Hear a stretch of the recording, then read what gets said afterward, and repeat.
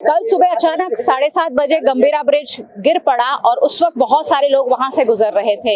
कुछ लोग की जान चली गई, लेकिन कुछ लोग नसीब वाले थे कि उनकी जान बच गई है। ऐसे ही एक व्यक्ति हमारे साथ है। काले ત્યાંથી કઈ ગુજરતા હતા તમે બ્રિજ પડ્યો? માસરથી આવતો તો મોર્નિંગમાં અને આગળ બધા ટ્રાફિક હતા, મોટા મોટા વજનદાર ગાડીઓ હતી અને ઓવરલોડ ગાડીઓના ટ્રાફિકના હોવાથી એક જગ્યા ઉપર નાના ગેપ ઉપર બે ગાડીઓ ભેગો થવાના હું આગળ પસાર થયો. અહીં પ્રશ્ન આવો બન્યો કે આગળ નીકળી ગયા બ્રિજ વટીને અને આવો બન્યો, પણ એ ટ્રકો બધી વજનવાળી હોય એના કારણે એની કેપેસિટી બહારથી આવું બન્યું. બીજું તો આપણે શું જાણીએ આમાં. હું અહીંયાથી પહોંચ્યો અને અગરબત્તી કરી હતા કે બ્રિજ પડ્યો.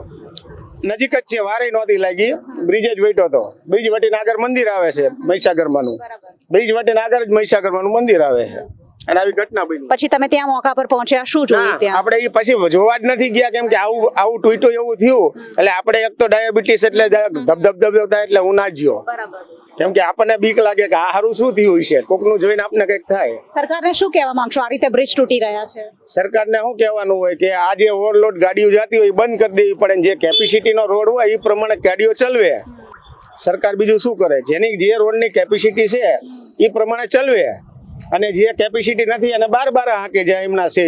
एक आम आदमी को भी पता चल रहा है कि कैरिंग कैपेसिटी नहीं है, तो ब्रिज पर बड़े लोडेड वाहन नहीं चलने चाहिए। सरकार को पता नहीं, कब पता चलेगा?